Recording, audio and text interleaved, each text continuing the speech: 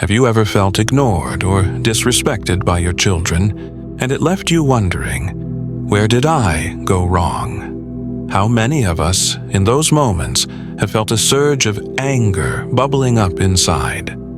Maybe you've shouted, slammed a door, or even withdrawn, thinking, why don't they appreciate me? But let me ask you this. Did it help? Did it fix the situation? Or did it create more distance between you and your child? Today, I want to share a different approach. One that not only fosters respect, but also strengthens the bond between you and your children. When children ignore or disrespect us, our first instinct is often to react emotionally. After all, it feels personal. We've given them so much: love, time, sacrifice, and their behavior can feel like a slap in the face. It's hard not to feel hurt or frustrated in those moments. But here's something I've learned over the years. Disrespect from our children isn't necessarily about us. It's often a reflection of something they are dealing with in their own world.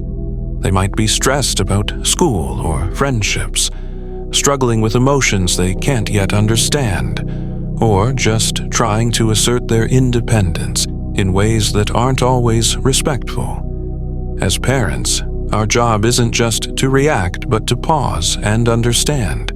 We need to remind ourselves that their behavior is not a personal attack. It's a signal, a cry for attention, understanding, or help. The real question to ask in those moments is, what's really going on?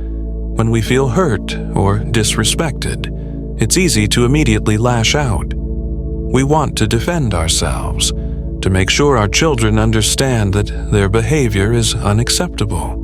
But reacting impulsively, whether through shouting, punishing, or withdrawing, usually doesn't create the change we're hoping for. In fact, it often pushes our children further away.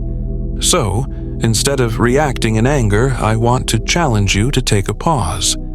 Just a few seconds. Take a deep breath, count to 5, and let the initial emotions settle. This pause creates the space for us to think before we act, and it allows us to respond from a place of calm and clarity rather than frustration. It's in this pause that we can begin to shift our mindset. When we stay calm, we show our children how to handle their emotions. We model emotional regulation and self-control, which are critical skills in any relationship. And it's important to remember that our reactions as parents teach more than our words ever could. So, in those difficult moments, when you're tempted to shout or punish, pause. Let your child see that it's okay to feel frustrated, but it's how we handle those feelings that truly matters. Once you've taken that breath, approach your child with empathy and curiosity. Instead of accusing or lecturing, try saying something like, "I noticed you seem upset. Is something bothering you?" You might be surprised by how much this simple act of acknowledging their feelings can open the door to meaningful communication.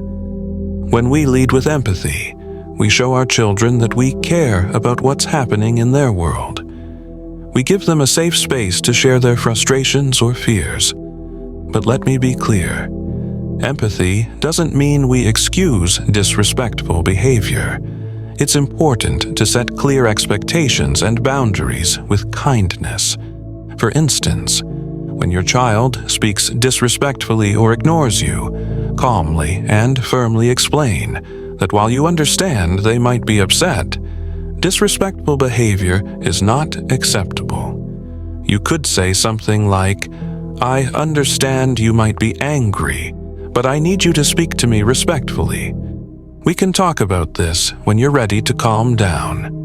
This approach keeps the focus on the behavior, not on your child's character.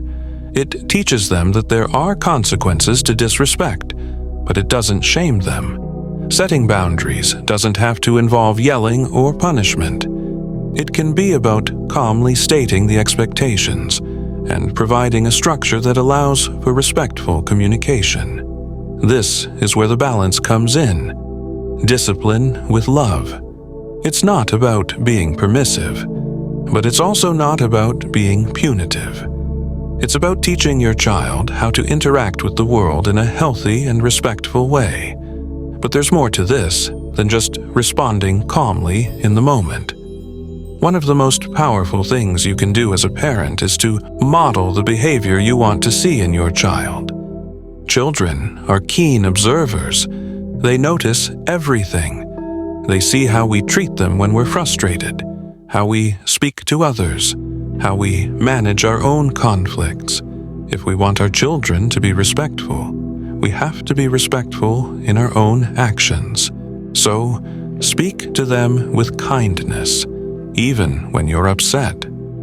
Approach them with patience and understanding, even when it feels like they don't deserve it. If we want our children to learn how to manage their emotions, we need to show them how it's done. When we make mistakes, as we all do, we need to apologize. We need to admit when we've overreacted or misunderstood. This doesn't make us weak. It teaches them that being human means we can learn, grow, and do better. And here's something else to consider.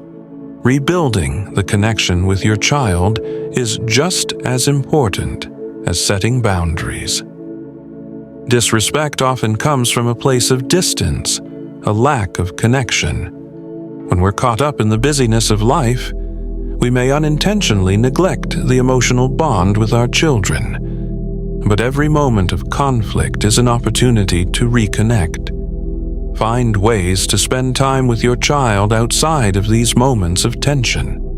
It could be as simple as watching a movie together, taking a walk, or engaging in an activity they enjoy. When children feel seen and heard, they are more likely to approach us with respect. So, invest in that connection. The stronger the bond, the less likely disrespect will arise, because they will understand they have a solid foundation of love and respect in your relationship. And finally, I want to remind you of this truth. Parenting isn't about perfection. It's about progress. Every day is an opportunity to learn and grow, both for you and your child. There will be moments of frustration, moments when your child ignores you or speaks to you disrespectfully. But it's how you handle those moments that matters. When you choose to pause, to respond with empathy, to set boundaries with love, and to model respect in your own actions, you're not just teaching them how to be respectful. You're showing them how to build meaningful, lasting relationships. So, the next time your child ignores you or speaks to you disrespectfully, remember this. Don't take it personally. Don't react out of anger or frustration. Instead, take a deep breath, understand where they're coming from, and respond with empathy and clarity. Set boundaries, yes, but do so with love. The more you model calmness, empathy, and respect, the more likely your child will mirror that behavior. You have the power to transform difficult moments into opportunities for connection, growth, and teaching. And with every step, you'll be building a relationship that is rooted in respect and love. A relationship that will stand the test of time.